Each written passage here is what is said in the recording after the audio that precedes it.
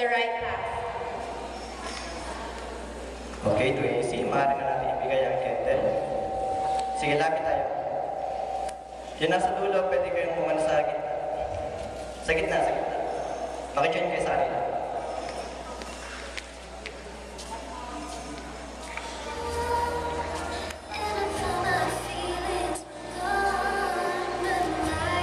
Okay, then balik sa linya.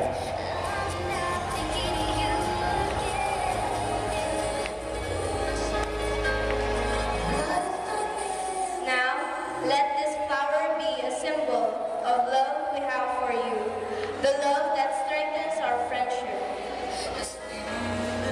Okay, mag-2AC.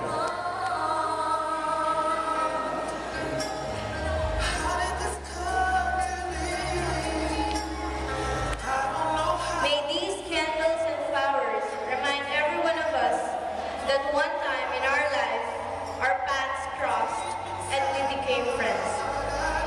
So, shake hands po, 1AC and 2AC. Sige, shake hands.